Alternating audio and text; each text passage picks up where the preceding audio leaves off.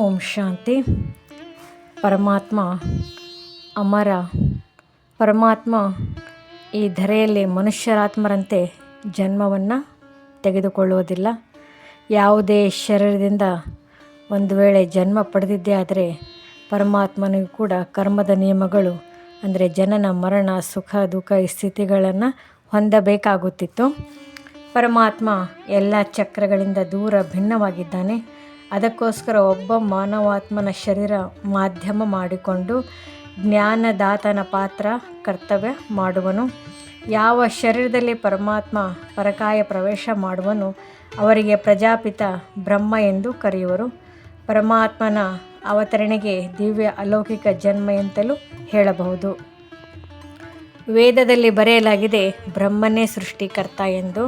ಬ್ರಹ್ಮನ ಈ ಸೃಷ್ಟಿಯ ರಚನೆ ಮಾಡುವಾಗ ತನ್ನ ಮುಖಮಂಡಲದಿಂದ ಬ್ರಾಹ್ಮಣರ ರಚನೆ ಬೇರೆ ಬೇರೆ ಅಂಗಾಂಗಗಳಿಂದ ಬೇರೆ ಬೇರೆ ವರ್ಣದ ಮನುಷ್ಯರನ್ನು ರಚಿಸಿದ ಎಂದು ವೇದಗಳು ಹೇಳುತ್ತವೆ.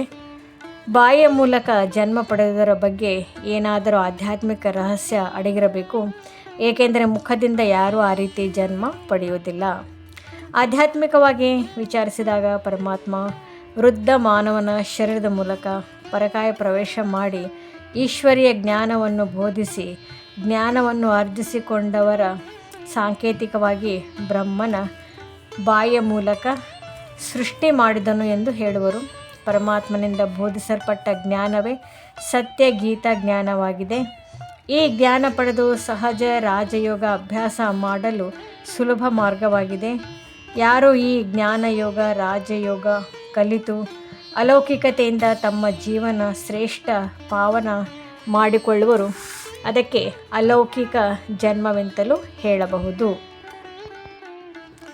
ಜ್ಞಾನ ಅರ್ಜಿಸಿಕೊಳ್ಳುವಂಥವರೇ ನಿಜವಾದ ಸತ್ಯ ಬ್ರಾಹ್ಮಣ ವರ್ಗದವರು ಆಗಿದ್ದಾರೆ. ಈ ಪ್ರಕಾರ ಶರೀರಕ್ಕೆ ಲೌಕಿಕ ಜನ್ಮ ಕೊಟ್ಟ ತಂದೆ ಹೇಗೆಯೋ ಹಾಗೆ ಪಾರಲೌಕಿಕ ತಂದೆ ಆತ್ಮರ ತಂದೆ ಪರಮಾತ್ಮ ಹಾಗೂ ಪ್ರಜಾಪಿತ ಬ್ರಹ್ಮರವರು ಅಲೌಕಿಕ ತಂದೆ ಎಂದು ತಿಳಿಯಬಹುದು. ಯಾಕೆಂದರೆ ಯಾರೆಲ್ಲ ಪ್ರಜಾಪಿತ ಬ್ರಹ್ಮನ ಮುಖದಿಂದ ಈಶ್ವರನಿಂದ ಬೋಧಿಸಲ್ಪಟ್ಟ ಜ್ಞಾನ ಕೇಳುವರು ಬ್ರಾಹ್ಮಣರು. ಬ್ರಾಹ್ಮಣಸೋ ದೇವತಾ ಎನ್ನುವರು. ಯಾಕೆಂದರೆ ಭಗವದ್ಗೀತೆಯಲ್ಲಿ ಹೇಳಲಾಗಿದೆ ರುದ್ರ ಈ ಶಬ್ದ ಬಳಕೆ ಮಾಡಲಾಗಿದೆ. ರುದ್ರ ಯಜ್ಞದ ಬಗ್ಗೆ ವರ್ಣನೆ ಇದೆ. ಯಜ್ಞ ಮಾಡಲು ಬ್ರಾಹ್ಮಣರು ಬೇಕು. ರುದ್ರ ಜ್ಞಾನ ಯಜ್ಞ ಎನ್ನುವರು. ರುದ್ರ ಅಂದರೆ ಶಿವ ಎಂದು ಪ್ರಜಾಪಿತ ಬ್ರಹ್ಮನನ್ನು ಮಾಧ್ಯಮ ವರ್ತಿಯನ್ನಾಗಿ ರುದ್ರ ಜ್ಞಾನ ಯಜ್ಞವನ್ನು ಪರಮಾತ್ಮ ಸ್ಥಾಪಿಸುತ್ತಾನೆ. ಈ ಯಜ್ಞ ವಿಶ್ವದಾದ್ಯಂತ ಮಾಡುವ ಯಜ್ಞ. ಅದಕ್ಕೋಸ್ಕರ ಈಶ್ವರನಿಂದ ವಿಶ್ವದ 4 ದಿಕ್ಕಿನಲ್ಲಿ ವಿದ್ಯಾಲಯ ಜ್ಞಾನ ಬೋಧನೆ ನಡೆಯುವುದು. ಇದೇ ವಾಸ್ತವಿಕವಾಗಿ ರುದ್ರಜ್ಞಾನ ಯಜ್ಞವಾಗಿದೆ. ಪರಮಾತ್ಮನು ಬೋಧಿಸಲ್ಪಟ್ಟ ಜ್ಞಾನ ಯಜ್ಞ. ಇದರಲ್ಲಿ ಅಸುರಿ ಗುಣಗಳ ಆಹುತಿ ಯಾವ ರೀತಿ ಮಾಡಬೇಕು ಎಂಬ ವಿಧಿವಿಧಾನವನ್ನು ಕಲಿಸಿಕೊಡುತ್ತಾರೆ. ಹಾಗೂ ವಿಕರ್ಮಗಳನ್ನು ಭಸ್ಮ ಮಾಡುವ ವಿಧಾನ ಅದು ರಾಜಯೋಗ ಅಭ್ಯಾಸದಿಂದ ಸಾಧ್ಯ. ಸಹಜ ರಾಜಯೋಗ ಹಾಗೂ ಅದನ್ನು ಅಭ್ಯಸಿಸಲು ರಾಜಯೋಗದ ಶಿಕ್ಷಣ ಕಲಿಸುತ್ತಾನೆ. ಪರಮಾತ್ಮನ ಅನುಭೂತಿ ಆತ್ಮನ ಅನುಭೂತಿ ಇತ್ಯಾದಿ ಈಶ್ವರನ ಜ್ಞಾನದಿಂದ ತಿಳಿಯಬಹುದು.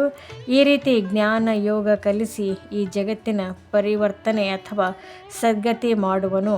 ಹೊಸ ಪ್ರಪಂಚದ ಸ್ಥಾಪನೆಗೆ ಇದು ಅಡಿಗಲ್ಲಾಗಿದೆ.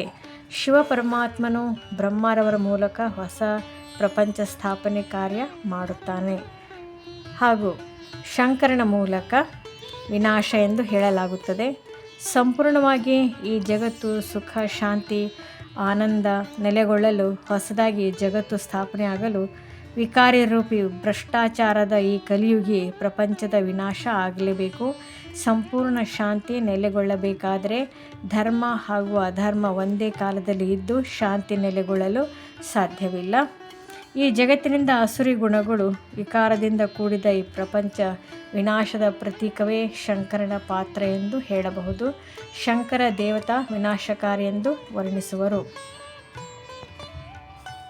ಈ ಲೋಕದಲ್ಲಿ ಕಲಿಯುಗ ಅಂತ್ಯದ ಸಮಯದಲ್ಲಿ 5 ವಿಕಾರಗಳ ಅತಿ ಗರಿಷ್ಠ ಮಟ್ಟವನ್ನು ತಲುಪಿ ಮಾನವರಲ್ಲಿ ಪರಸ್ಪರ ಜಗಳ ದ್ವೇಷ ಈರ್ಷ್ಯೆಗಳು ಬೆಳೆದು ಸಮಾಜದಲ್ಲಿ ಪ್ರದೂಷಣೆಯಾಗಿ ದೇಶಗಳ ನಡುವೆಯೂ ಭೇದ ಭಾವ ಬೆಳೆದು ಯುದ್ಧಕ್ಕೆ ಕಾರಣ ಆಗುವುದು.